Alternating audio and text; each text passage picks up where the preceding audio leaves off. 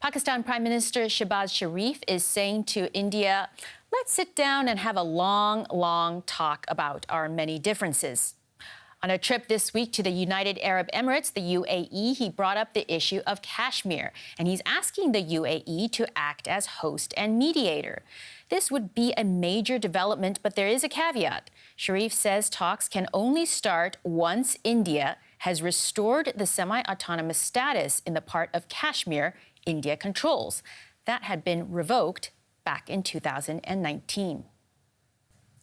Joining us in the studio is DW Shamal Shams. Shamal, that big caveat concerning the status of that part of Kashmir seems to be a non-starter for Delhi, which makes me wonder just how serious and important is this offer from Sharif? I think it is an important offer for the Pakistani government and the military establishment, not so much for the people of Pakistan, because Pakistan has been facing such an acute political and economic crisis for the past few months that people are there. Where I am here in Karachi, there is a gas shortage, electricity shortage, and the price hike, inflation. So people are not really bothered about Pakistan's ties with India or even Kashmir, because the Kashmir slogan would sell very well in Pakistani politics. People are not bothered about it much. But having said that, it is important for the Pakistani government to reach out to India, because if Pakistan has good ties with India, then possibly the economic crisis could be averted. That's the only way out for the Pakistani economy, because then the defense budget could be reduced and all that could be beneficial for the people of Pakistan. One less thing to worry about, in other words. So, is there a strategy for why he is making this overture right this moment? I mean, in addition to the things you're talking about. I think there is also an international pressure. The US, which is Pakistan's foremost ally, geopolitical ally, wants Pakistan and India to work together, to get closer together.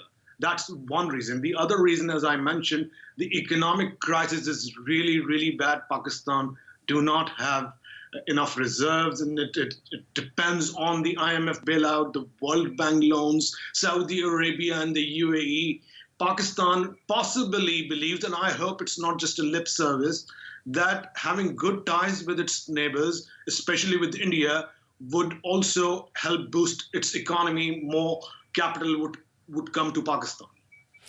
Now, I know you can't speak for Delhi, hardly, as you speak to us from Karachi, but if past behavior is a clue to future action, what might happen next? And what is taking India so long to respond? I mean, they're thinking about it. I think that New Delhi would not really be bothered about what Prime Minister Sharif has said. Because when Prime Minister Sharif said about, we want to have a dialogue with India, we want to reopen the dialogue, India, the second day he said that, without resolving the Kashmir dispute, we would not engage in any dialogue. So it's like back and forth, like the Pakistani rulers always do. India is not really bothered. Its economy is booming. It is doing very well economically.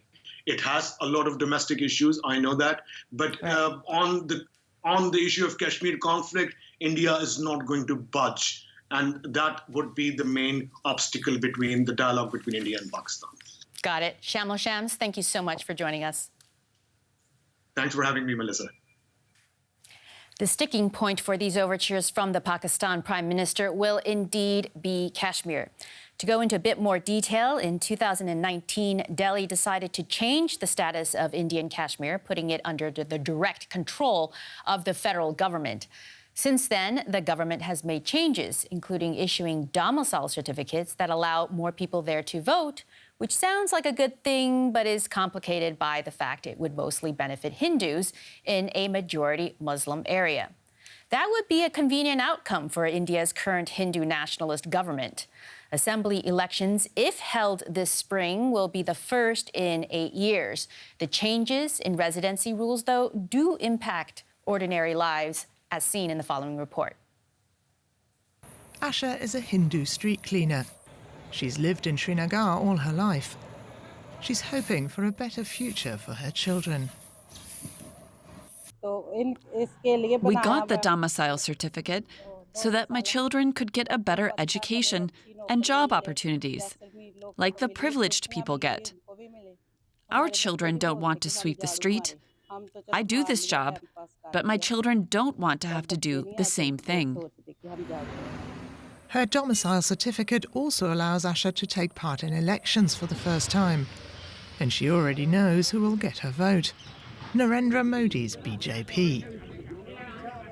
Since revoking Kashmir's semi-autonomous status in 2019, Modi's government has been trying to tighten its grip on Indian-administered Kashmir.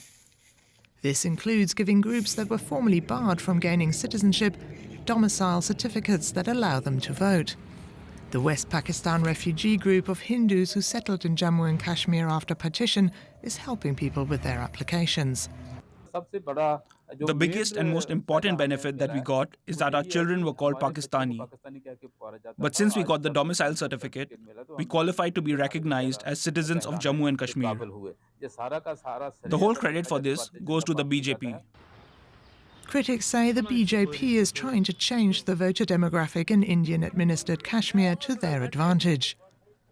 The BJP argues it is simply ending the injustice suffered by marginalised groups who have lived in the region for decades. Those people who were deprived of primary citizenship for the last 70 years were living as second-class citizens. They have been made first-class citizens and are now treated as equal. This is hugely beneficial.